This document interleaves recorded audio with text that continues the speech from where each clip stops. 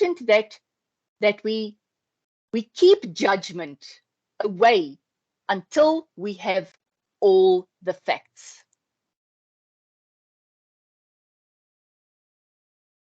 How many ears do we have? Yes, we've got 2 ears and we've got 1 mouth. Does this not mean we should listen twice as much as we speak?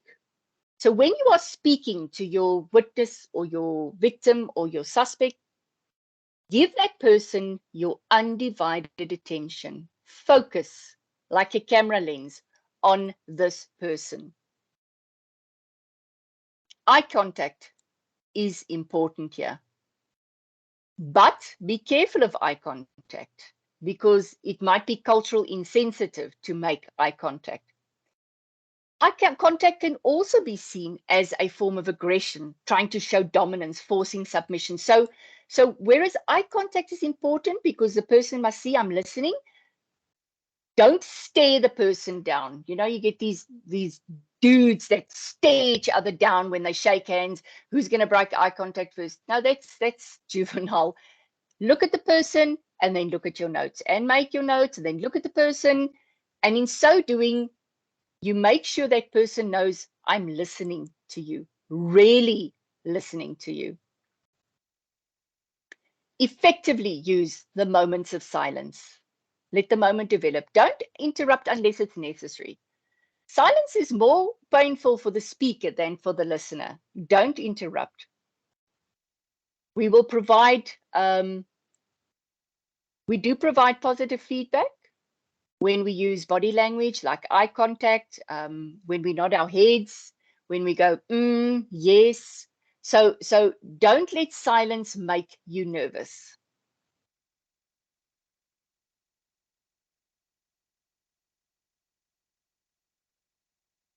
So what does communication, when people communicate, what is happening? You and I are communicating, or I'm communicating with you, but you are only hearing my voice. You are hearing words and you are hearing the tone of my voice. You cannot see my body language. Body language is 55% of the total package. So if you could see what's going on in my office now, you would laugh because I speak with my hands. My hands are all over the place, but I'm sure you can hear in my words, I'm sure you can hear in my voice that I'm excited to be here. I'm engaged with you. I want to carry across a message. Now, by being aware of all these things, the words, the tone of the voice, and the body language, this gives us a holistic view of what is being communicated. It is also helpful when you have to obtain the pure version. I said just now, we'll chat quickly about the 9 steps of interviewing. Now, investigation is structured. It's very methodical.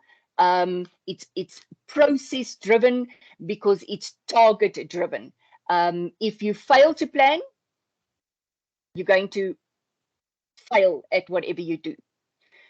So know what steps you have to go through to get ready for an interview and then to conduct the interview.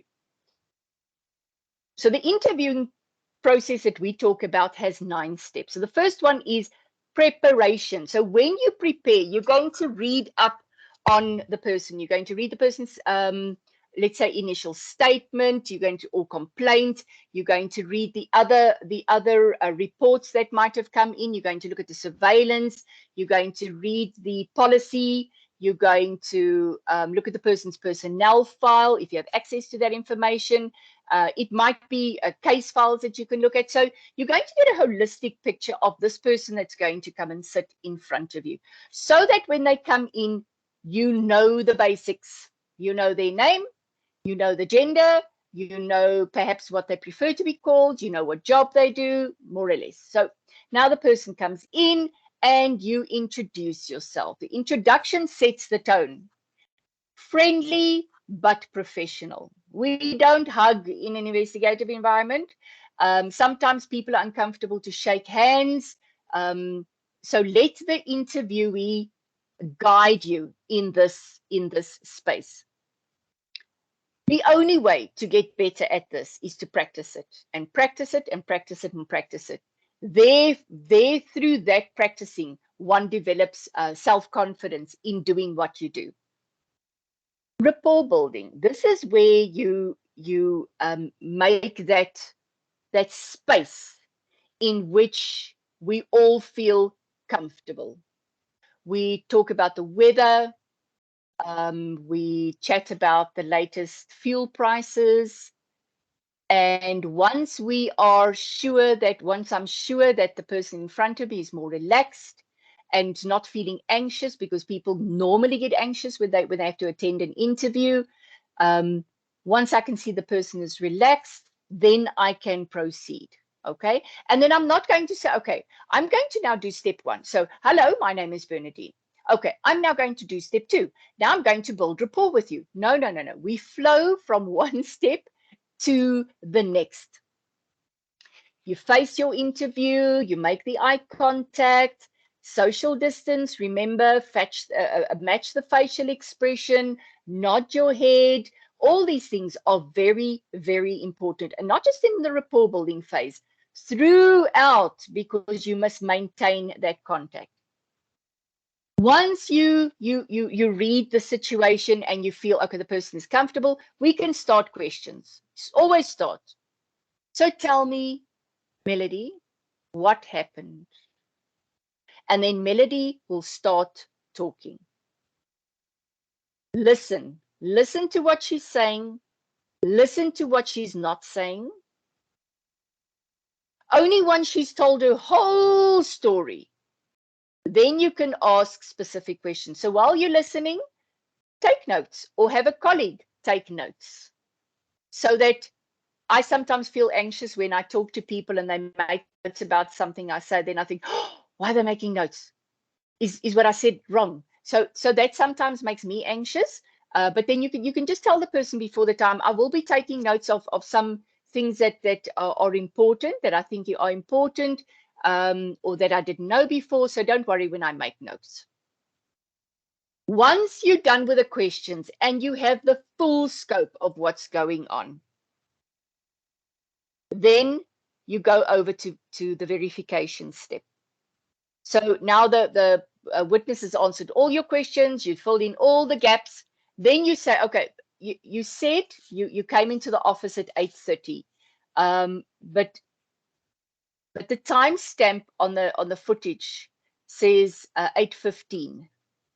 Can you just clarify that to me? Then, oh yes, sorry, I thought it was 8:30.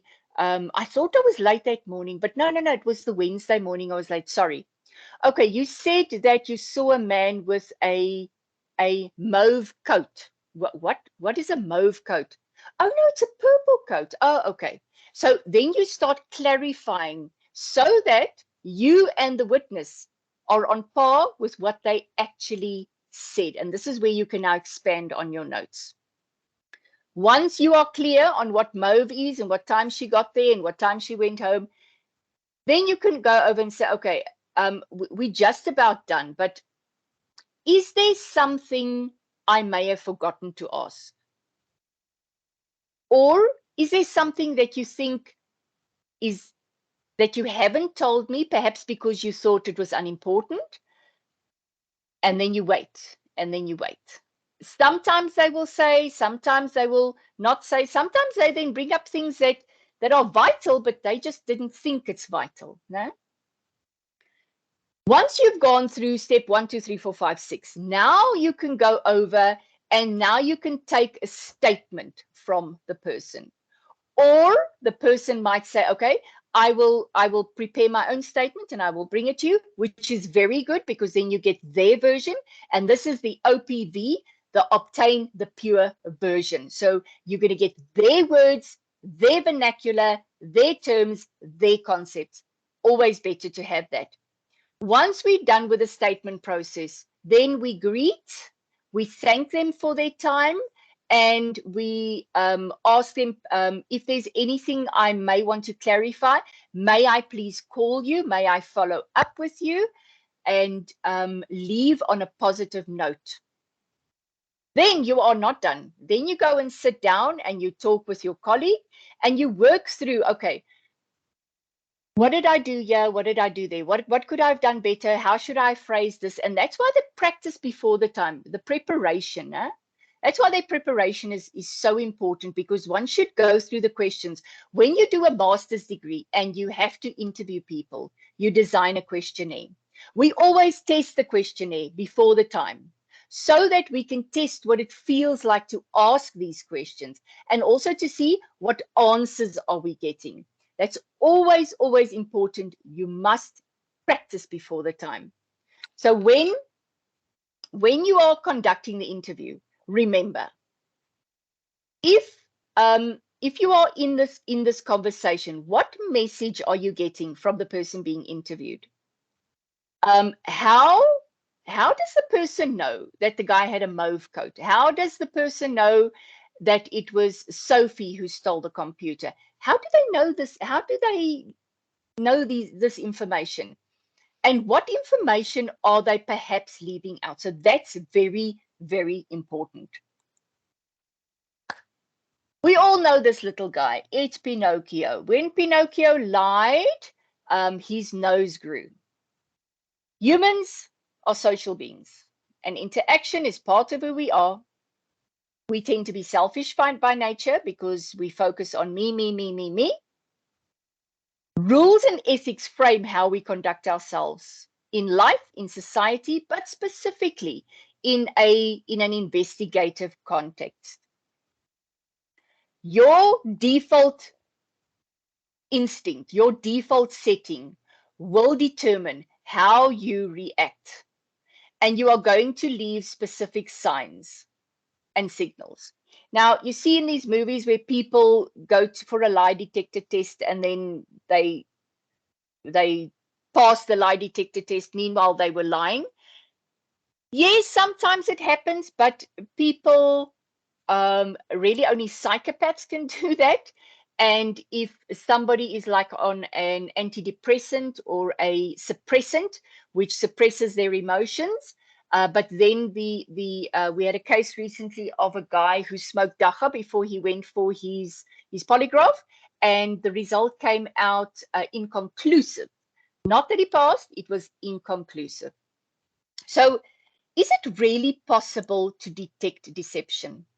Deception doesn't mean the person is lying. Deception means the person is not telling you everything, leaving something out. Now, good investigators are good observers. So while you're building rapport with the interviewing, you are looking at how they use their hands, how they use their eyes, how they breathe, how they move with their bodies. You are looking at that. So that's the baseline, because I'm asking you about the weather. I'm not threatening your space. I'm not asking any threatening questions. You are more relaxed. Then you determine the baseline. Once that body language or conduct changes, then there is something that you must look at. It doesn't necessarily mean the person is lying, please. So when people deceive, they tend to change their head positions quickly. They tend to breathe more quickly. Or they could be standing very still, or they repeat words or phrases. They give too much information. They may touch their mouth or cover their mouth. So these are generalities, but you cannot now say, no, this guy's deceptive because he's leaning his head to one side, or his breathing is changing. One of these doesn't mean the person is deceptive necessarily. You have to be trained to look at the full picture. And you never, ever question people who are under the influence of drugs or alcohol. You will never get a baseline. So it's important when you get to the interrogation and the confrontation. Once you realize, okay, the person you've interviewed is possibly a suspect, you've concluded the interview, you go do a bit more scratching and digging and looking at facts, then you come back and you start with rapport building. This is a very confrontational style of interviewing, but you must always be professional, and you always introduce why you are going over into this confrontational type of interview. You must read the person their rights. The police usually do this. So as far as possible, stay away from interrogation. Always try and audio or video record the sessions, even the interviews, and make sure that you are never alone with the person in the room.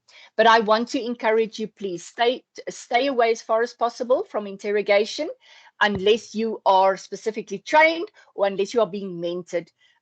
People sometimes will confess for silly reasons, for psychological reasons. I'm going to get my 5 minutes of claim to fame, or there's somebody willing to listen to me, or they want to find first-hand information of what you know, and then they confess, and then they listen to what it is that you are saying. So then they know, okay, you know that, and that, but not everything.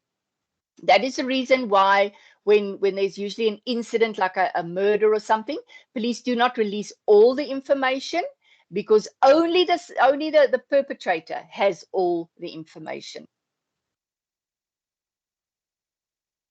So we can detect deception also when we do statement analysis. But statement analysis, it's so important that we rather use the version written by the deponent. You cannot take this to court. This has no evidential value. It only helps you and it directs your investigation. So a ex-colleague of mine, I call them ex-colleagues because I'm no longer in the SAPS, is an intelligence analyst, and she specializes in this. And she told me one day that she analyzed the statement of a very high profile person who was charged with a horrific crime. He was found guilty and sentenced. And she said to me, when she analyzed this person's statement, she could actually see where the red flags were in the statement. And if an investigating officer or even a prosecutor has access to somebody who knows statement analysis, it's important. It can give them good guidance when they are questioning the suspect in court, or even before the interrogation is done. If the person, while being a witness in inverted commas, has given a statement, you can analyze that and then realize, you were actually involved, or you're lying about this, before the interrogation is done. But always determine the baseline, and then we look for deviations from the baseline. Again, this is like tightrope walking. Don't try it unless you've been specifically trained to do it. What this module is doing is it's telling you these are the things out there. Go and skill yourself further, or get mentored in these skills. So there are 4 components that will help you to detect possible deception. These are parts of speech, including pronouns and verbs, like I walked into the office and then I put my handbag down on the table, and then I left the office and went and got coffee. So immediately the I and my office becomes the office. So then something is wrong there. I walked into my office, I put my handbag down on the table, and then we left the office to go get coffee. So when did I become we? In other words, I've left something out. I walked into my office, I put my handbag down on my table, I switched my laptop on, and then they left the office to go get coffee. Who is they? When did they enter the office? Why am I not part of they? So can you see what it is that is being projected, can I almost say, in terms of the pronouns and verbs? The second aspect you can look at is information which is just too much, I stopped my car and I got out at the gate. You know, I'm very observant. I was a cop for almost 19 years and I looked around me to see if there wasn't anything. It's not necessary to say those things. And if that type of thing starts reoccurring in a statement, why is this person saying this?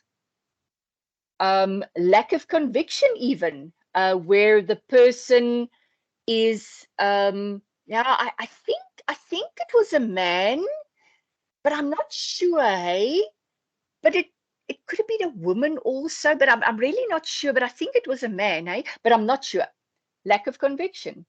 You either know it was a man or you don't know it was a man. Say, I think it was a man, but I'm not sure. Full stop. And then the proportion of the statements where certain parts of the story are very detailed and there's lots, and other parts of the story are like 3 lines. So what's wrong with that picture? Something is wrong with that picture. And now there's something, okay. So this is what I wanted to illustrate to you in terms of the verbs and the pronouns. I got up this morning, took a shower and got dressed. I then drove to the shop in the mall where I had breakfast. After I had breakfast, I drove to the driving range where I hit some balls. Spoke to a man who hangs around the clubhouse. Spoke to him for a few more minutes. I finished and drove back home. What happened there? What happened between I'm hitting balls to spoke to a man? Who spoke to a man? Can you see that anomaly? I loved my car and I looked after it. I parked my car outside in the parking area at 9 o'clock and went inside to watch a movie at the theater.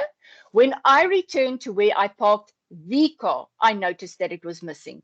I don't know what happened to the car. I want to, however, just pause here. I was a victim of a smash and grab where my handbag was stolen. Now, this is before I knew anything about statement analysis. I was a cop and I had to write a statement. And I was speaking about my handbag, my handbag, my handbag. And the moment the smash and grab happened in my statement, my handbag became the handbag because I had distanced myself from the handbag because it was gone. So I want to also just caution that this does not necessarily mean that the person is deceptive. It might just mean that psychologically, as a mechanism of dealing with the trauma of what's happened, I have distanced myself from this. Okay, it happened on a Friday night. I stopped at the gate and unlocked it. I stopped in front of my garage and got out. A man runs from the shadows and sticks a gun in my face. So look at the verbs. Happened, stopped, and runs. Immediately the verb type changes. So there's something could have happened. Okay, one of the colleagues are leaving. No worries. So something could have happened there. What happened? Okay, let me go back. It happened on Friday night. I stopped at the gate and unlocked it. I stopped in front of my garage and got out of the car. I'm a person who's very observant of my surroundings, and I'm careful when I drive into my premises. I was a policeman for many years. A man runs from the shadows and sticks a gun in my face. Something is wrong there. The extraneous information and the verb changing. It happened on Friday night, To the best of my knowledge, he was a tall, well-built man. What do you mean to the best of your knowledge? You don't need to be smart to remember. He was a tall, well-built man. Finish and klaar.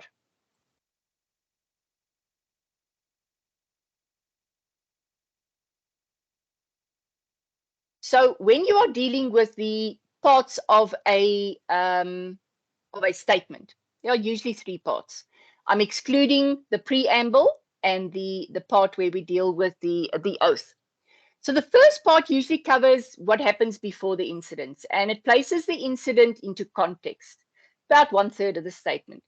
The second part is the incident, the main event, and it covers 1/3, and the last part, what happens after the event. So actions and emotions after the incident. And that should be about a third. So look at one part of the statement which is perhaps too long or longer than the others unnecessarily. There might be something fishy going on there. So what is important to also remember is objective and subjective evidence. Somebody's experiencing a problem. Let me just double check quickly if it's on the portal.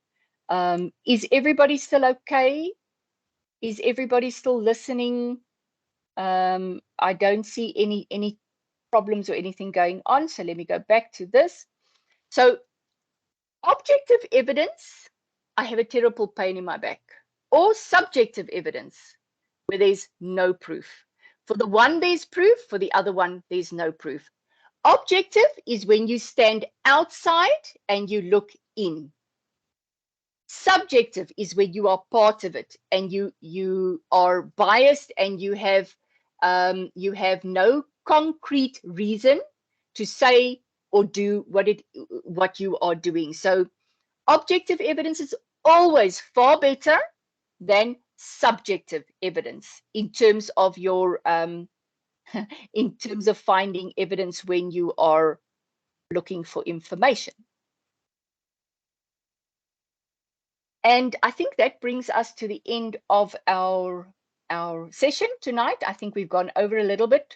Sorry, guys. It was probably because of my my not sharing the screen, and then Maswi came to my Shepherd came to my rescue. We are now done. So I want to ask if there are questions, please raise your hand and then I will take your questions in sequence. If you don't feel that you can ask me on the platform, you can always click in the chat and type a question for me in the chat.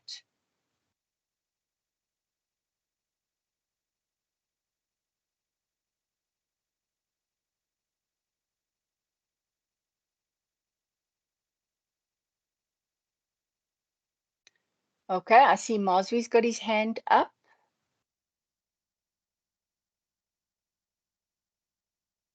Okay, Maswi, you can unmute yourself and then talk.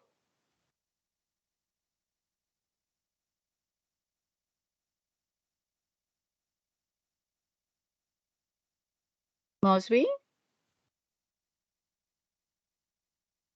you can unmute yourself.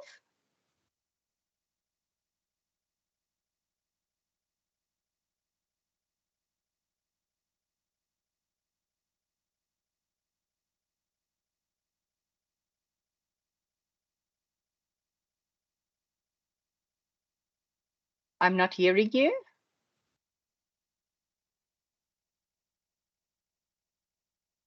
That's very odd.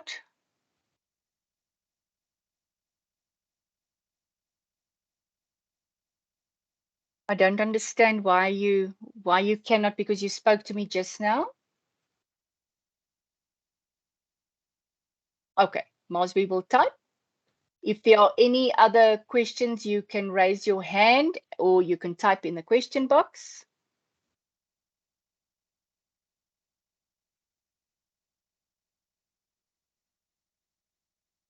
We will wait for Maswi to type. And while Maswi's typing, I just want to take everybody back to the learning objectives. And we need to ask ourselves, do we better understand what interviewing and interrogation is? If I can ask everybody, if you just want to raise your hand to say, yes, you better understand. I think, I'm not sure if there's a reaction for no. I think it's a little face.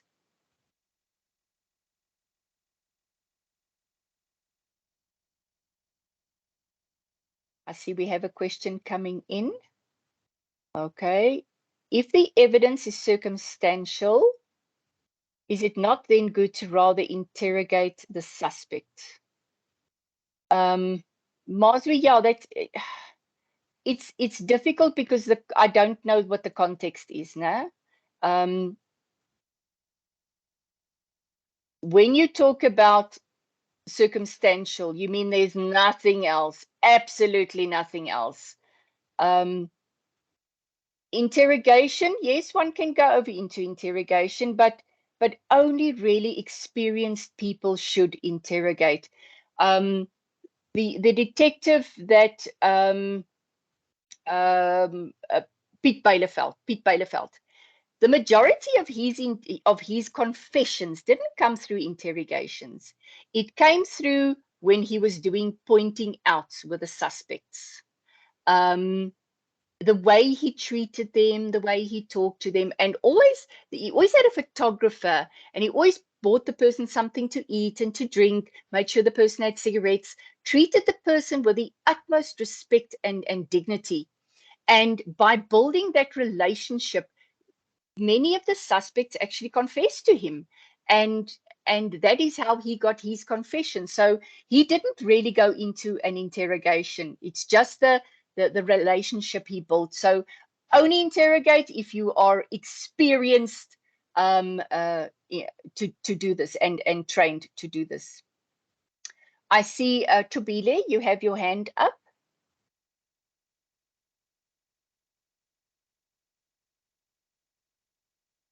Tubile, are you able to unmute yourself? I just typed it in the chat box. Okay, all right. Okay, thank you. Okay, how do you look at a situation objectively instead of subjectively? Excellent question. Excellent. And the answer is is simple and not simple. We can actually never be objective because you are the person observing. You are the one looking at, nah? So even if I'm standing outside and I'm looking in, my history, my experiences, my qualifications, everything clouds what I'm looking at. So am I being objective or subjective? I'm being subjective because I have colored lenses, and they colored because of my experiences and my prejudices. However, you can with intention try to be objective by recognizing that you might have blind spots, recognizing there might be skills that you are lacking, and building on those skills, being aware that you might be prejudiced or biased, bracketing yourself when you go into an interview to say, you know what, no prejudice, no prejudgment. I'm going to listen to the person as if it's the first time I'm hearing their story. So one can really, with intention, try to be objective, and it will be successful if you are doing it intentionally and in good faith. So that is how I would answer that question. If you are subjective, you are I'm allowing my prejudices, I'm allowing my history, I'm allowing my experiences to cloud my judgment. That's when I'm subjective. I myself am judging. I'm in the situation. I'm not taking myself out and looking in. I hope to be that explains it. So can you hear me clearly? I hear you clearly. Okay. So is it like in a sense where you recognize where you could be subjective, and then you not act, but like you perform the interview in like a third person of trying to not be subjective to the situation?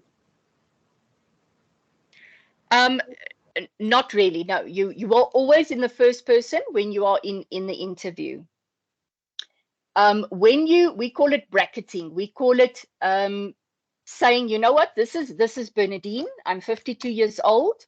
I come out of a predominantly Afrikaner background with all its warts and ugliness and beauty and everything.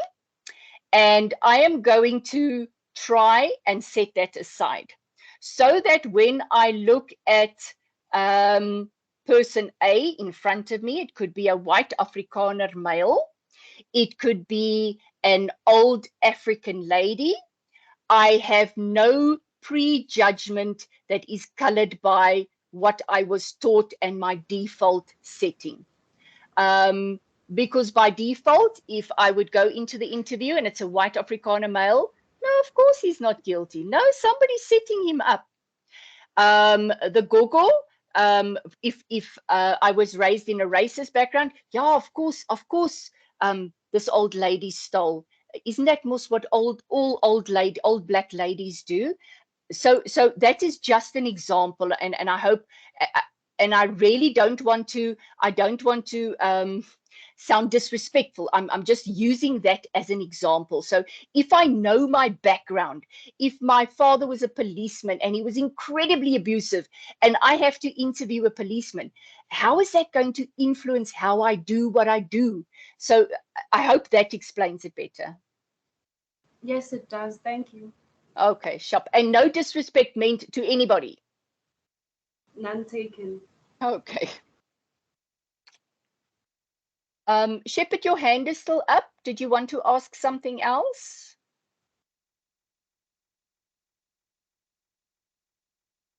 Okay, your hand is down. Okay. I am thrilled that we were here. I am thrilled that we were able to share. Again, my apologies that I started presenting only after Shepherd called my attention to that. I want to thank you all for your time, and I want to wish you all very well for the rest of the evening, and I will alert you to when the next session is planned. So have an awesome evening further, and God bless and sleep well.